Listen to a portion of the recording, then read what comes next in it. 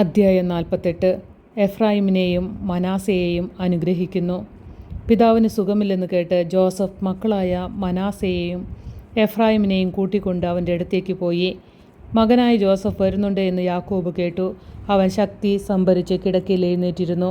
യാക്കോബ് ജോസഫിനോട് പറഞ്ഞു, സർവശക്തനായ ദൈവം കാനാൻ ദേശത്തുള്ള ലൂസിൽ വെച്ച് എനിക്ക് പ്രത്യക്ഷപ്പെട്ട് എന്നെ അനുഗ്രഹിച്ചു. അവിടുന്ന് അരുളി ചെയ്തു, ഞാൻ നിന്നെ സന്താന സമൃദ്ധിയുള്ളവനാക്കി നിന്റെ സംഖ്യ വർദ്ധിപ്പിക്കും.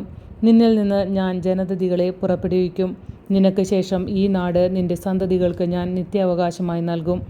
ഞാൻ ഈജിപ്തിൽ നിന്റെ അടുത്തെത്തുന്നതിനു മുൻപ് ഈജിപ്തിൽ വെച്ച് നിനക്കുണ്ടായ പുത്രന്മാരിരുവരും എഫ്രായിമും മനാസയും എൻ്റേതാണ്.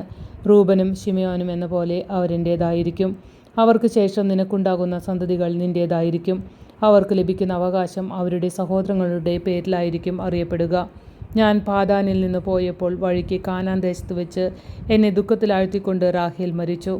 എഫ്രായിലെത്താൻ കുറച്ചു ദൂരം മാത്രമേ ഉണ്ടായിരുന്നുള്ളൂ. ബെത്ലേഹം എന്നറിയപ്പെടുന്ന എഫ്രാത്തയിലേക്കുള്ള വഴിയിൽ ഞാൻ അവളെ അടക്കി. ജോസഫിൻ്റെ പുത്രന്മാരെ കണ്ടപ്പോൾ ഇസ്രായേൽ ഇവരാരാണ് എന്ന് ചോദിച്ചു. ജോസഫ് പറഞ്ഞു, ഇവർ എൻ്റെ മക്കളാണ്, ഇവിടെ വെച്ച് ദൈവം എനിക്ക് തന്നവർ. അവൻ പറഞ്ഞു, അവരെ എൻ്റെ അടുക്കൽ കൊണ്ടുവരിക, ഞാൻ അവരെ അനുഗ്രഹിക്കട്ടെ. ഇസ്രായേലിന് പ്രായം കൊണ്ട് കണ്ണുകൾ മങ്ങി കാഴ്ച നഷ്ടപ്പെട്ടിരുന്നു. ജോസഫ് അവരെ അവൻ്റെ അടുത്ത് കൊണ്ടുചെന്നു. അവൻ അവരെ കെട്ടിപ്പിടിച്ച് ചുംബിച്ചു. ഇസ്രായേൽ ജോസഫിനോട് പറഞ്ഞു, നിന്റെ മുഖം കാണുമെന്ന് ഞാൻ വിചാരിച്ചിരുന്നില്ല. എന്നാൽ ഇതാ നിന്റെ മക്കളെ കൂടി കാണാൻ ദൈവം എന്നെ അനുവദിച്ചിരിക്കുന്നു. അപ്പോൾ ജോസഫ് കുട്ടികളെ അവൻ്റെ അടുത്ത് നിന്ന് മാറ്റിയിട്ട് നിലം പറ്റി കുനിഞ്ഞ് നമസ്കരിച്ചു. ജോസഫ് എഫ്രായിമിനെ തൻ്റെ വലത്ത് കൈ കൊണ്ട് പിടിച്ച് ഇസ്രായേലിൻ്റെ ഇടത്ത് കൈക്ക് നേരെയും മനാസയെ ഇടത്ത് കൈ കൊണ്ട് പിടിച്ച് ഇസ്രായേലിൻ്റെ വലത്ത് കൈക്ക് നേരെയും നിർത്തി അവൻ്റെ അടുത്തേക്ക് കൊണ്ടുചെന്നു. എന്നാൽ ഇസ്രായേൽ കൈകൾ പിണച്ച് വലം കൈ ഇളയവനായ എഫ്രായിമിൻ്റെ തലയിലും ഇടം കൈ മനാസയുടെ തലയിലും വെച്ചു. മനാസയായിരുന്നുവല്ലോ കടിഞ്ഞൂൽ പുത്രൻ.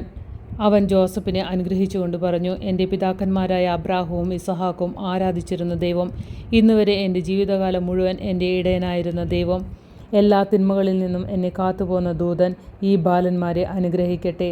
എൻ്റെയും എൻ്റെ പിതാക്കന്മാരായ അബ്രാഹത്തിൻ്റെയും ഇസഹാക്കിൻ്റെയും നാമം അവരിൽ നിലനിൽക്കട്ടെ. അവർ ഭൂമിയുടെ മധ്യത്തിൽ ശക്തമായൊരു സമൂഹമായി വളർന്നു വരട്ടെ. തൻ്റെ പിതാവ് വലങ്കൈ എഫ്രായിമിൻ്റെ തലയിൽ വെച്ചത് ജോസഫിന് ഇഷ്ടപ്പെട്ടില്ല. എഫ്രായിമിൻ്റെ തലയിൽ നിന്ന് മനാസയുടെ തലയിലേക്ക് മാറ്റാൻ അവൻ പിതാവിൻ്റെ കൈക്ക് പിടിച്ചു. ജോസഫ് പിതാവിനോട് പറഞ്ഞു, പിതാവേ, അങ്ങനെയല്ല, ഇവനാണ് മൂത്ത മകൻ, വലങ്കൈ ഇവൻ്റെ തലയിൽ വയ്ക്കുക. അവൻ വഴങ്ങിയില്ല. അവൻ പറഞ്ഞു, എനിക്കറിയാം മകനെ, എനിക്കറിയാം. അവനിൽ നിന്ന് ഒരു ജനതയുണ്ടാകും, അവനും വലിയവനാകും. എന്നാൽ അവൻ്റെ അനുജൻ അവനേക്കാൾ വലിയവനാകും. അവൻ്റെ സന്തതികളോ അനവധി ജനതകളും. അവരെ അനുഗ്രഹിച്ചുകൊണ്ട് അവൻ പറഞ്ഞു, നിങ്ങളുടെ നാമം ഉച്ചരിച്ച് ദൈവം നിങ്ങളെ എഫ്രായിമിനെയും മനാസയെയും പോലെ ആക്കട്ടെ എന്ന് പറഞ്ഞുകൊണ്ടായിരിക്കും ഇസ്രായേലിൽ അനുഗ്രഹങ്ങൾ ആശംസിക്കപ്പെടുക. അവൻ എഫ്രായിമിനെ മനാസയ്ക്ക് മുൻപനാക്കി. അത് കഴിഞ്ഞ് ഇസ്രായേൽ ജോസഫിനോട് പറഞ്ഞു, ഞാനിതാ മരിക്കാറായി. ദൈവം നിൻ്റെ കൂടെയുണ്ടാകും. നിൻ്റെ പിതാക്കന്മാരുടെ നാട്ടിലേക്ക് നിന്നെ തിരികെ കൊണ്ടുപോവുകയും ചെയ്യും. നിൻ്റെ സഹോദരന്മാർക്ക് നൽകിയ ഓഹരിയേക്കാൾ കൂടുതലായി വാളും വില്ലും കൊണ്ട് അമരോരുടെ കയ്യിൽ നിന്ന് ഞാൻ പിടിച്ചടക്കിയ ഷെക്കേം നിനക്ക് തന്നിരിക്കുന്നു.